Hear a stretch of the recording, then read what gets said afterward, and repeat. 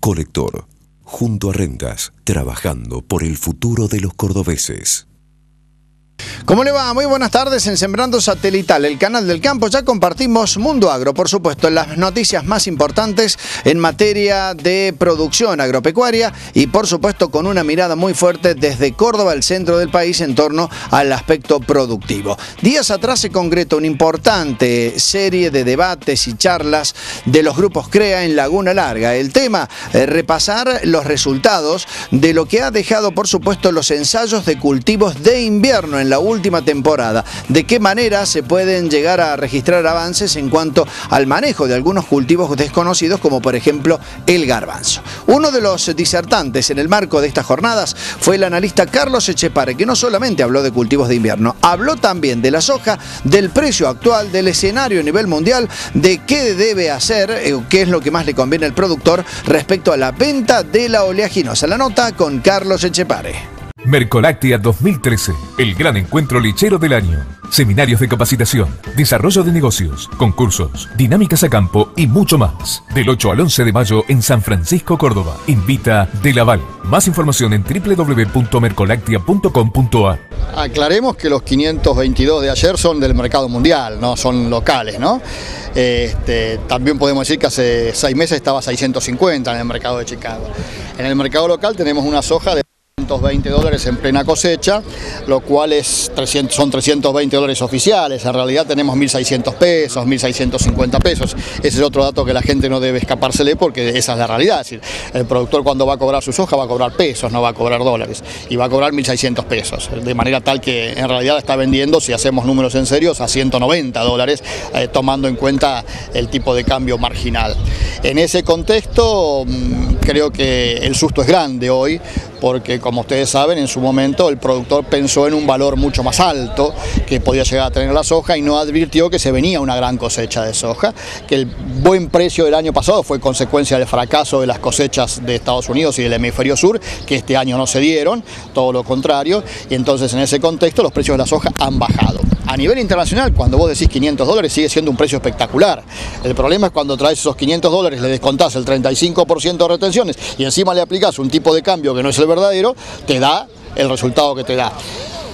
El problema es que hoy los números ya están definidos, es decir, nadie puede decir no hago soja, ya la soja está hecha, lo que le falta es cosecharlo. La cosecha, una gran parte se está vendiendo, eso es otra verdad que también estamos viendo, es decir, aquellos que decían que el productor no iba a vender, era imposible, no tenía otra. Entonces vos ves como el productor, que no tiene más remedio, cosecha y vende, a pesar de los 1.600 pesos, es decir, no le queda más remedio. Y hay otra parte de productores que sí es cierto, que está cosechando y la está guardando. Y ahí viene el tema, ¿no? Es decir, ¿qué va a significar esto? Va a significar que en un mediano plazo, probablemente mucho menos plazo del que se pensaba, la soja empiece a frenar la oferta. Si frena la oferta de la soja, frena el ingreso de dólares, eso también lo sabemos.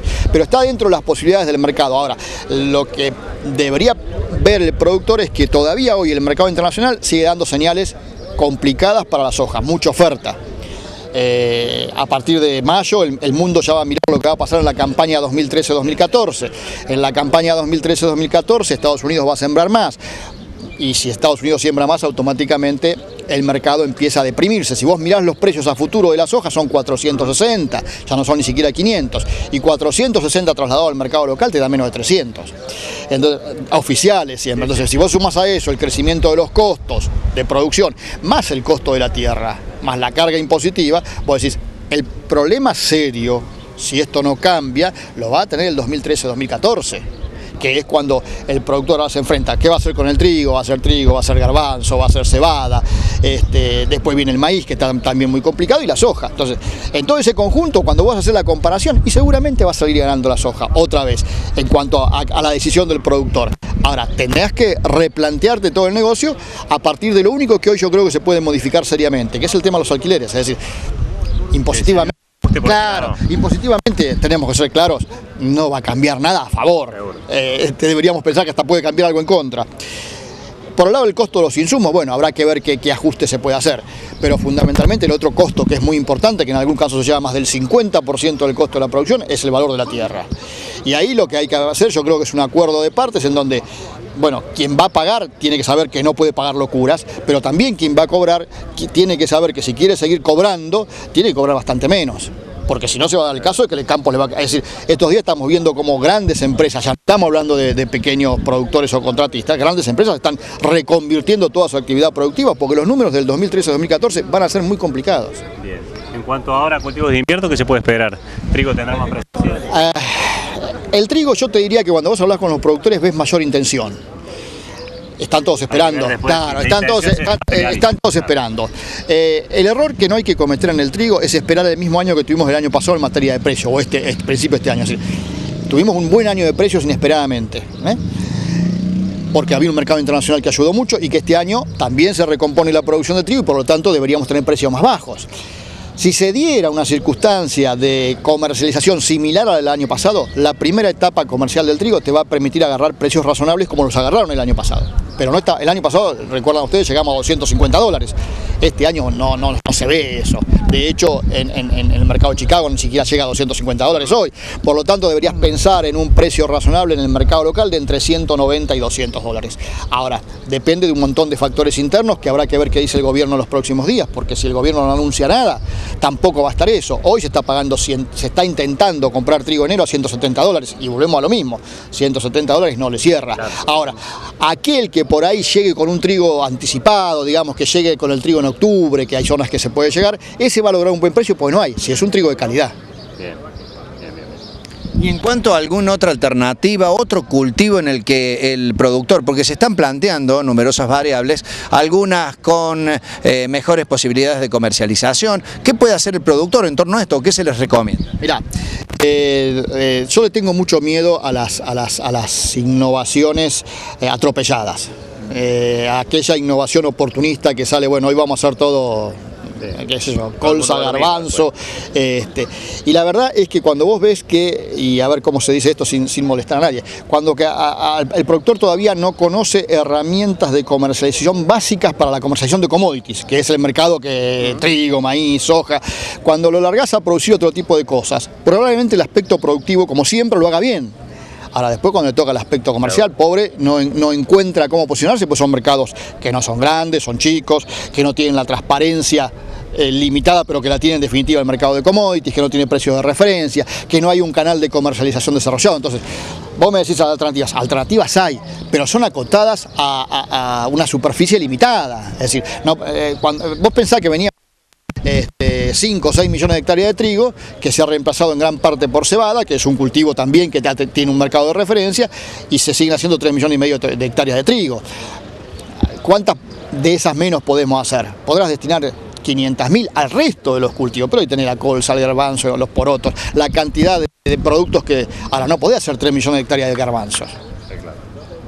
¿Queda todavía soja de la campaña anterior? Algo que se ha hablado tanto hace 15, 20 días atrás. ¿Qué dato, perdóname? ¿Queda soja todavía de la campaña anterior que se ha hablado tanto? No, bueno, eso, ahí tenés la prueba. Eso es otra barbaridad. Evidentemente quedó soja. Quedaron 4 millones de toneladas de soja, de las cuales la mayor parte la tiene la industria. Vos pensás que el que tuvo la industria necesita todos los meses entre 4 y 5 millones de toneladas para procesar. Por lo tanto, cada que vos haces un corte te vas a encontrar con 4 millones de toneladas de soja. Porque si no, la industria estaría paralizada.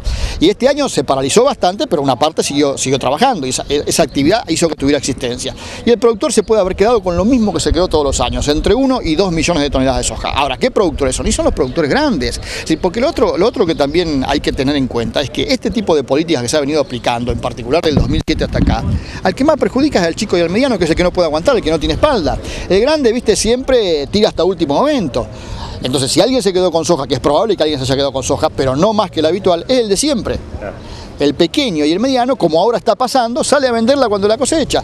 Ese pequeño y mediano que ni siquiera usó las herramientas de cobertura y que ahora tiene que asumir todos los compromisos, no puede ahora esperar, bueno, la soja a lo mejor a fin de año vuelve a 2.000 pesos. A $350, que a lo mejor ojalá se diera, que no lo vemos, pero ojalá se diera. Pero el pequeño y mediano no puede esperar porque no tiene espalda para hacerlo. Entonces, es lo de siempre, ¿viste? Es decir, el grande es el que sale beneficiado.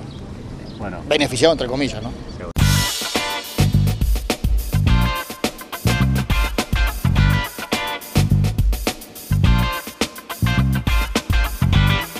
Nos vamos a la pausa en instantes. Estamos en el INTA Manfredi con especialistas que trabajan en el Centro de Producción y Mejoramiento de Calidad para el maní, un cultivo que sin lugar a dudas ha dado mucho que hablar y seguramente lo va a hacer en los próximos meses aquí en la provincia de Córdoba. La pausa y ya seguimos.